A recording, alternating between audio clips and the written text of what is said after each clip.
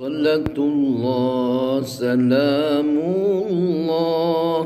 ala taha rasulillah. Salatullah salamullah ala yasin habibillah. Tawassalna bismillah وبالهدي رسول الله وكل مجاهد لله بأهل البدر يا الله. السلام عليكم ورحمة الله وبركاته. الحمد لله الذي خلق الموت والحياة ليبلوكم أيكم أحسن عملا. الصلاة والسلام على رسول الله سيد المصطفى محمد بن عبد الله وعلى آله وصحبه ومواله ولا حول ولا قوة إلا بالله أما بعد.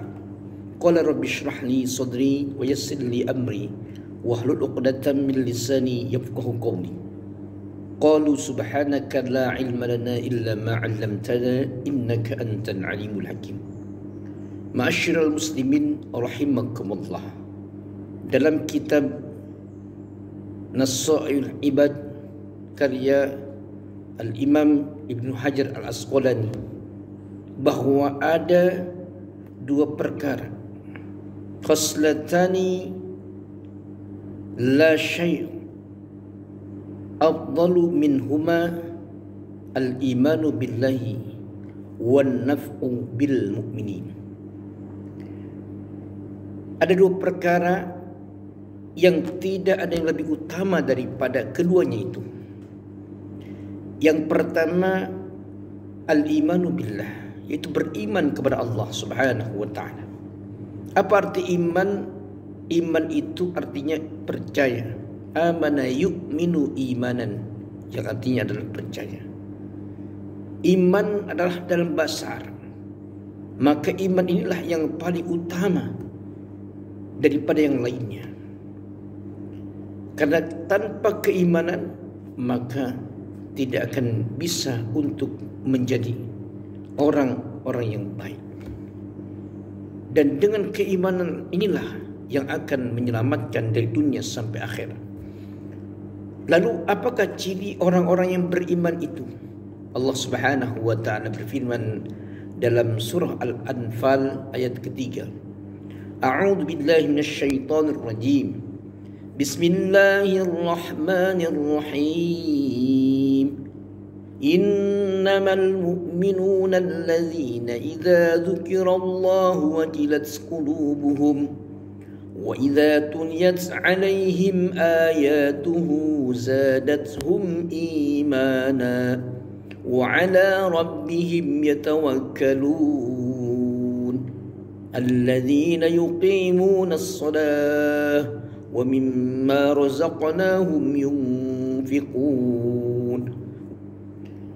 Masyiral muslimin yang dirahmati oleh Allah Subhanahu wa ta'ala.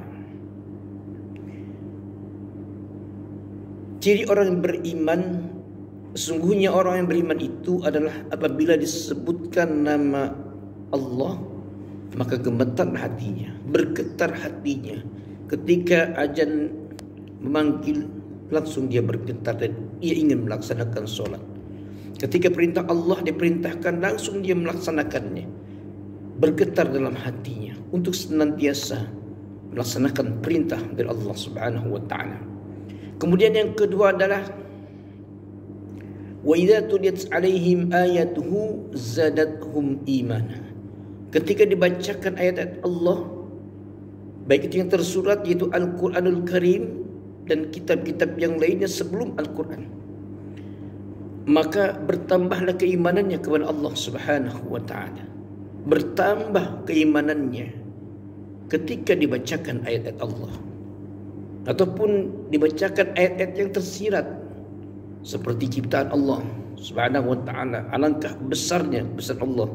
Allah ciptakan gunung yang begitu indah dan semua pohon-pohonan yang Allah ciptakan indah dipandangnya.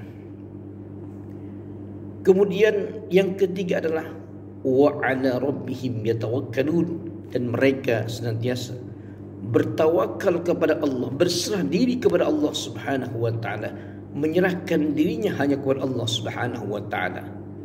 Bertawakal, berserah diri dan menyerahkan seluruhnya kepada Allah Subhanahu wa taala, bukan kepada yang lainnya.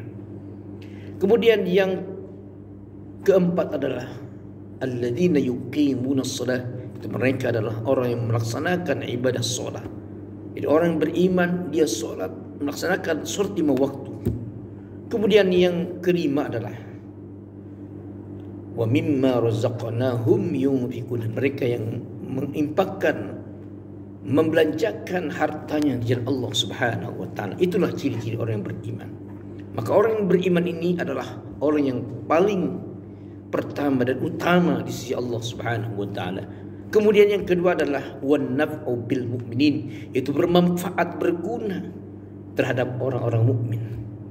Pertanyaannya, apakah kita sudah bermanfaat, berguna buat orang-orang mukmin ataukah belum? Ataukah bahkan menjadi beban bagi orang-orang mukmin? Maka kita harus melakukan yang terbaik. Bagaimana supaya bisa bermanfaat buat orang-orang mukmin? Karena orang-orang yang bermanfaat buat orang-orang mukmin, dia adalah orang yang paling terbaik, yang paling utama di antara yang lainnya.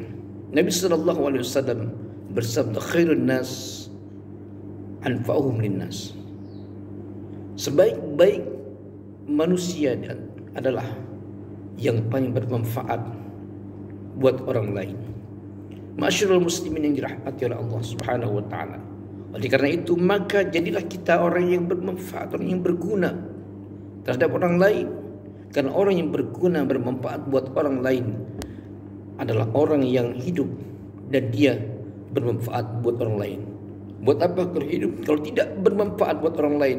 Bahkan membuat orang lain menjadi resah, membuat orang lain menjadi gelisah, membuat orang lain menjadi tidak tenang karenanya.